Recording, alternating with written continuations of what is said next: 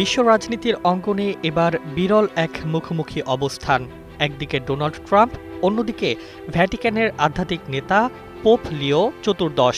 যুদ্ধ ও শান্তি নিয়ে দুই বিপরীত অবস্থান যেন বিশ্বজুড়ে নতুন বিতর্কের জন্ম দিয়েছে। মধ্যপ্রাচ্যের উত্তপ্ত পরিস্থিতিতে পোপের সরব অবস্থান থেকেই শুরু এই দ্বন্দ্ব।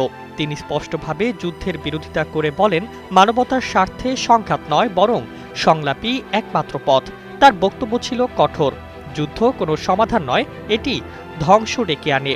এই অবস্থান আন্তর্জাতিক মহলে প্রশংসিত হলেও ভিন্ন সুরে প্রতিক্রিয়া জানান ট্রাম্প। ডোনাল্ড ট্রাম্প সরাসরি পোপের সমালোচনা করে তাকে দুর্বল ও বাস্তবতা বিবর্জিত বলে মন্তব্য করেন। শুধু কথাতেই থেমে থাকেননি, বিতর্ক উস্কে দিতে ধর্মীয় প্রতীক নিয়েও মন্তব্য করেন, যা বিশ্বজুড়ে সমালোচনার ঝড় তোলে। অনেকেই এটিকে ধর্মীয় অনুভূতিতে আঘাত হিসেবে দেখছেন।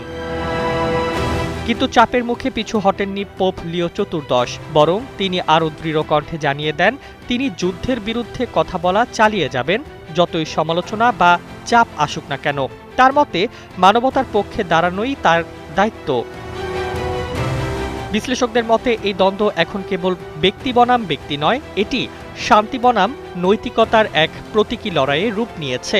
একদিকে সামরিক শক্তি ও রাজনৈতিক ক্ষমতার ভাষা, অন্যদিকে শান্তি, নৈতিকতা ও মানবিক মূল্যবোধের আহ্বান।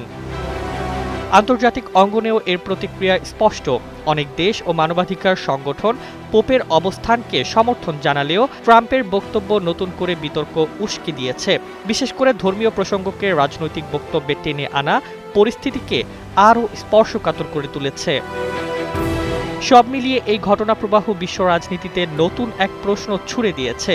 যুদ্ধের পক্ষে কি ধর্মকে ব্যবহার করা যায়, নাকি শান্তির পথেই শেষ পর্যন্ত জয়ী হবে মানবতা?